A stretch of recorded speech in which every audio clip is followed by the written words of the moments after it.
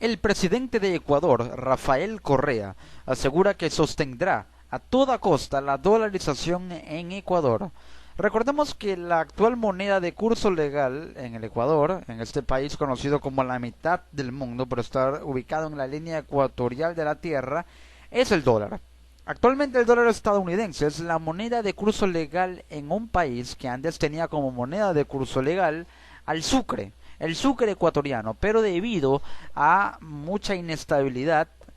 y un ciclo inflacionario altísimo y también de mucha desestabilización e inestabilidad también económica en el Ecuador,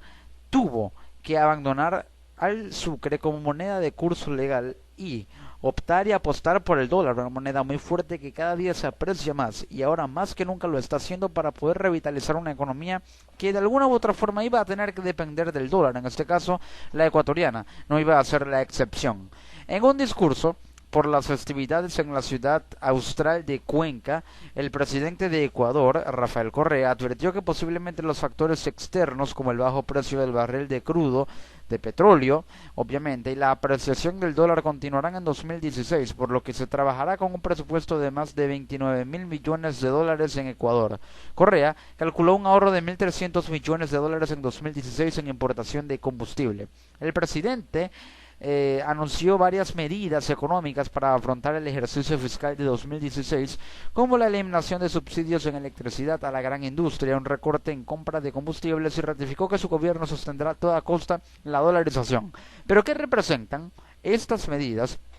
¿Qué está tomando Correa? ¿Qué significa para la economía en Ecuador? Primero, el ahorro en 1.300 millones de dólares en importación de combustible, es decir, que va a dejar de importar tanto combustible ahora porque vendió o decidió vender gasolineras de Petroecuador y de esa forma podrá ser este conjunto de gasolineras podrán ser privatizadas, por lo cual el Estado no tendrá que incurrir en los gastos de importar combustible para esas gasolineras, sino que ellas tendrán que incurrir en esos gastos propiamente. Con respecto también a la eliminación de subsidios en electricidad a la gran industria, estas tendrán que cancelar un pago completo de los servicios eléctricos, no habrá electricidad subsidiada, esto es un gran ahorro para el Estado, subsidios que representan fondos en impuestos que puede, al estar ahorrados, puede ahora utilizarlos para incrementar el gasto público. Al recortar la compra de combustibles también elimina el gasto, generando también que quede un excedente, porque no se gasta lo que antes sí se gastaba en combustible, por lo cual habrá ahorro, habrá mayor cantidad de fondos y también probablemente más capital para no tener que aumentar los impuestos y más para la recaudación fiscal y las arcas del Estado ecuatoriano. Esto permitirá, como lo dice, sostener a toda costa la dolarización porque habrá mayor cantidad de capitales en el sistema financiero ecuatoriano al haber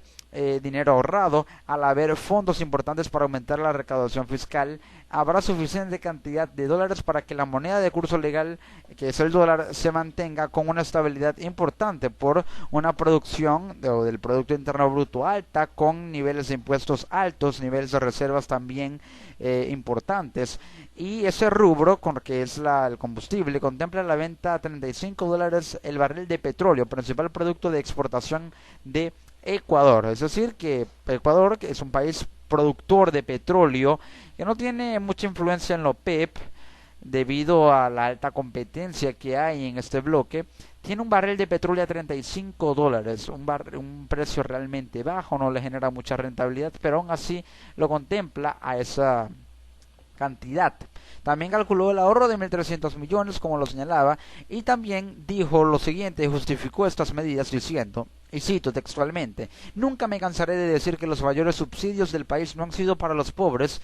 han sido para los ricos". Esto le quiere decir, y es muy notorio, que en Ecuador ha habido muchos subsidios a las grandes industrias, a las grandes transnacionales, a las personas que tienen que pagar más impuestos pero que se están viendo subsidiadas, que los ricos deberían pagar más impuestos en cualquier economía del mundo. En Ecuador los ricos no pagan más impuestos que los de clase media,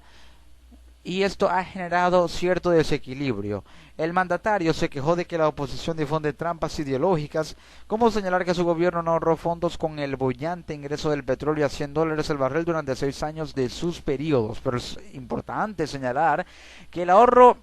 era una buena medida para no tener que recurrir a lo que hoy se recurre, eliminar subsidios, a tener que privatizar gasolineras de la estatal petrolera, en este caso Petroecuador. También comentó que la dolarización ecuatoriana ha recibido más choques externos que la convertibilidad argentina. Esto significa que el proceso de convertibilidad y de tasa de cambio del peso argentino al dólar, que ha tenido mucha inestabilidad, ha recibido mucho más choques externos y se ha visto afectado por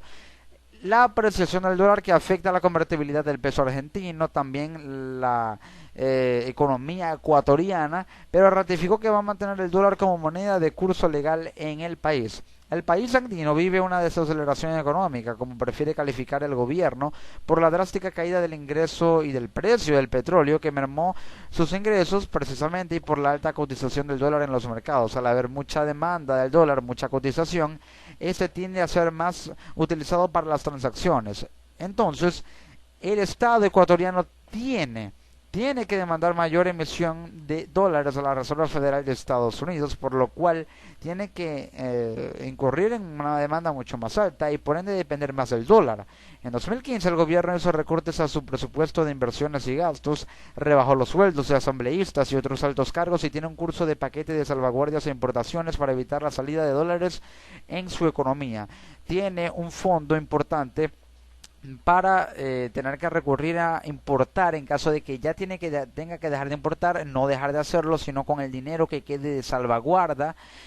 para de esa forma no tener que vivir una fuga de capitales altísima, y en este caso de dólares, que son mucho más importantes en la economía ecuatoriana. Así se encuentra la economía de un país importante en América Latina, que depende altamente del dólar, ya que es su actual moneda de curso legal. Una dolarización que existe en Ecuador, pero que se plantea en otros países como en Venezuela, por ejemplo, también en la Argentina incluso.